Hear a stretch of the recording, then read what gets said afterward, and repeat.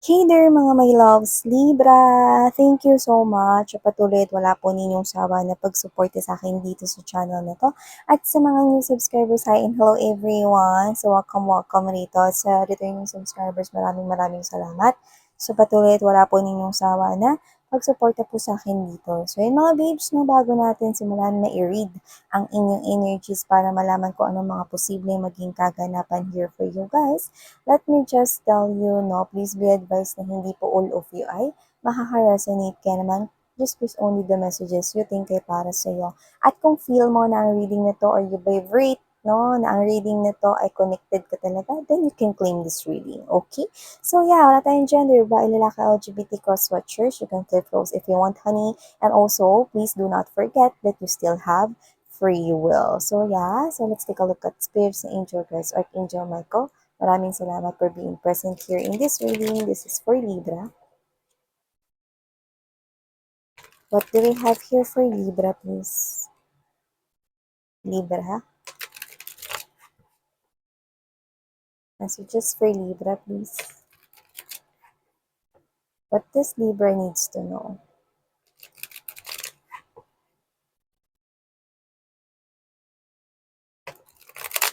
Nakita ko na nakausling kahoy, mga mahal, no? So, ingat-ingat, no? Baka tumama yung tuhod nyo sa kanto niyan. Or baka may magmatalisod dyan, no? So, pay attention sa nilalakaran na tinatapakan ninyo. Siyempre, pag nasagi kayo dyan, ouch! Diba? Or baka magkasugat kayo. Sa nakikita ko, no, maaring hindi mo yan mapansin.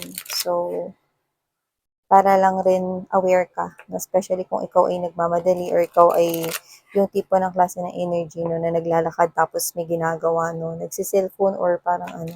So that you can be conscious around you. Yan.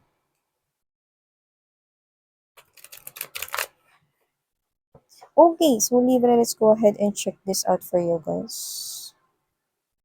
Libra, first energy we've got here for you guys is this Queen of Fire. Wow. Okay.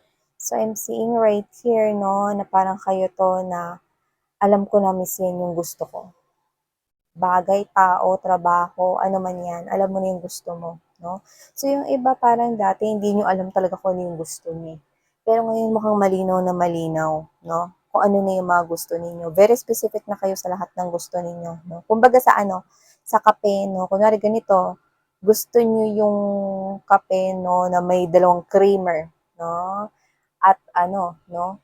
At walang asukal. Yung mga ganyan, very specific kayo ngayon, no? Like literally, you know what you want and this is you, no, na parang gusto mo na talagang makuha yung bagay na yan. You are a goal getter. You are not just a dreamer, pero gagawan mo ng paraan, no, para makuha mo rito ang lahat ng gusto mo. So, pwedeng pangarap yan. Tao, bagay, trabaho, no, or kung ano man yan. Okay, nakita ko rito, no, ng passion at fire. Confidence it is. Self-esteem mo tumataas at nakikita ko na mas binubus mo at inaalagaan mo yung sarili mo. No? And I'm seeing you taking care of yourself. Others go to gym, others doing or starting yoga, or baka kayo ay, alam mo yun, nagsisimula mag-meditate, or nagtatry kayo rito ng hindi nyo pa na-try ng mga activities. Yan, no, I don't know why I'm getting that, anong sports yun? Yung sa tubig, it could be any sports naman, no? I forgot that, ano, kung anong sports yun sa tubig, no? Pero yun nga, no? Yung ano, yung, what's this? Yung parang may tali, tapos, balance ka lang, parang hinahatak ka ng yacht, or ng parang motorboat, no, ganun. So, baka ganun yung, ano, parang ano, alam mo yung sa snow, yung parang pang snow yung nakasuot sa paa mo. Basta nagbabalance yun, no? So, yan, bala kayo dyan sa mga trip nyo. So, yung iba baka yun yung gagawin, no, na itatry. Pero nakikita ko rito na mas pagbubuhusan at paglalaanan nyo pa, no, yung sarili ninyo sa mga activities na parang never mo pang na-experience or na-try before. Yung iba, pwedeng yun literal, no, na sinabi ko, pero yung iba, pwedeng kayo to na i-engage mo yung sarili mo sa kahit na ano, something new. At ito kayo, no, na parang meron kayo ritong malakas na confidence, no, na meron kayong gustong makuha this 2024. Parang gagawin nyo ang lahat. Yan, no, para lamang makuha yung bagay, trabaho, tao, pera, or kung ano man yan. And yeah, we also have here this Four of Water energy. See, hindi ko kayo nakikita kumakawala rito. Maintain lang ang energy ninyo, no? Very positive na nakikita ko rito, no? Yan. So, ilatag naman natin lahat. Also have here the Five of Air, Page of Earth energy, trabaho. Nakikita ko kaperahan, Three of Fire energy, King of Air. Yan. So, nakakita ko rito ng ano, no? Hindi ko, pwedeng boss nyo to, no? Or pwedeng nagiging bossy. Meron akong nakikita rito na may person. So, pwedeng literal na sa trabaho, pwedeng mas nakakataas sa posisyon sa trabaho sa'yo, no? I think, parang medyo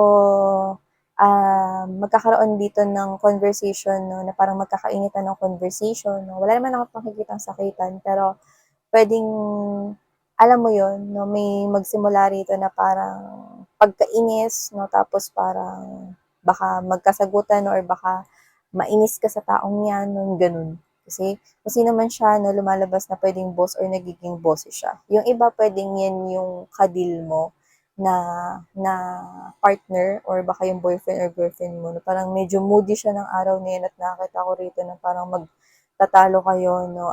At hindi ko nakikitang sa'yo magsisimula. Pero you can flip roles if you want, no? Nakikita ko na sa kanya magsisimula. So parang either pa ba lang yung maging sagot niya sa'yo, no? Or parang yung tanong mo is tanong rin yung isasagot. Demanding yarn.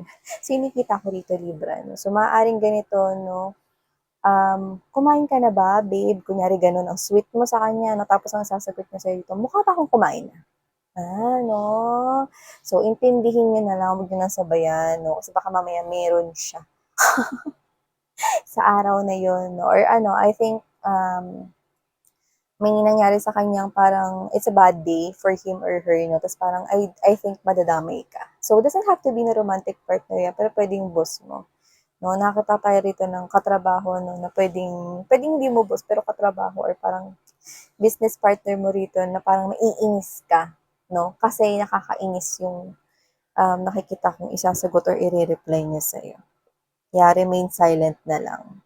O nakita ko rito, no, ng tawag nito, may makakaharapin ka mga ganyan, small na mga parang mga little issues, no? Pwedeng sa friends or yun nga sa partner mo or sa trabaho, no? At nakita rin ako rito, no, na, what's this one? Nakita ko rito ng parang yung iba, maiimbyer na kayo kasi nakikita ko rito, no, lalo na yung mga may ka-in relationship, malalaman ninyo, no, na meron ditong ibang pumuporma or nagkakagusto sa inyong labi-dabi. Yan, so nakikita ko rito. Hindi ko naman nakikita na papatulan siya ng baby loves ninyo, mga mahal, no. Pero yun nga, syempre, parang may inis kayo rito, no. Pero isipin niyo na lang, no, syempre, no, kaya ganyan yung may nagkakagusto sa partner ninyo. Kasi ibig sabihin, meron siyang magandang katangian. Pero isipin mo na lang, no, na ikaw yung minamahal niya. Yan, no. Kasi totoo naman, hindi ko nakikita na kumakagat doon sa tao na yun. No? Kahit pa magpaandar or pormahan siya, no, babae, lalaki, LGBT, wala tayong gender. Okay? Hindi ko nakikita na papatulan niya yun. Okay?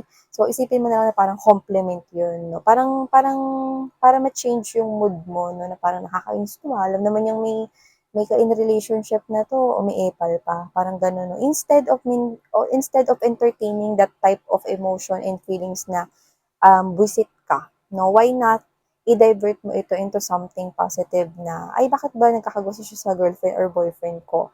Kasi maganda or gwapo yung boyfriend or girlfriend ko. Kasi nakaka-proud yung mga qualities at characteristics ng boyfriend or girlfriend ko or ng asawa ko. Ganun na lang, diba? To maintain that type of ano. Kasi, mga babes, no, may mga little issues talaga kayong haharapin. Like, literally, no, parang matitrigger ang inyo rito na emotions, no? Kasi people around you guys feels like na parang meron silang mga kanya-kanyang kinakaharap, no? At mukha ngayon, halos sabay-sabay sila.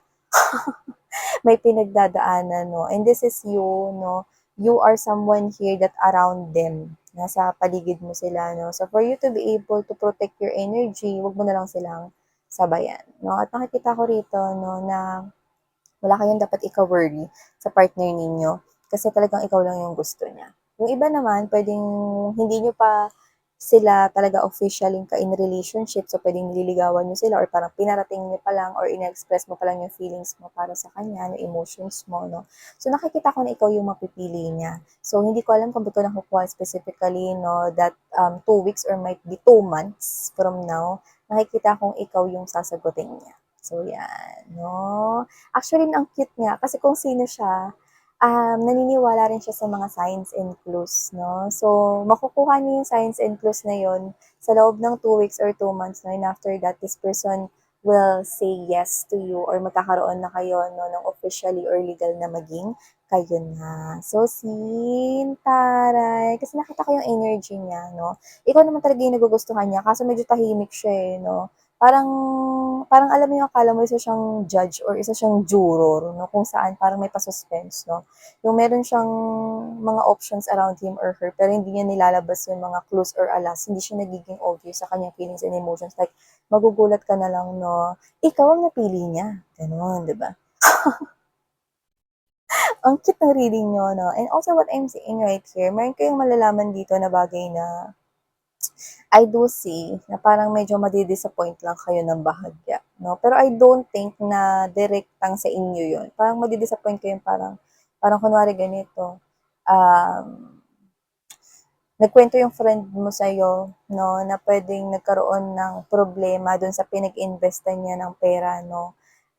Because you are close to that friend or parang tinuturing mo na siyang kapatid or pamilya or dahil nga friend kayo, no? Maapektuhan ka, madi-disappoint ka sa kung ano yung nangyari sa kanya. Ganun yung nakita ko rito. So yeah, habaan niyo yung PC ninyo at energy ninyo, protect your energy. Kasi nakikita ko that you are on fire.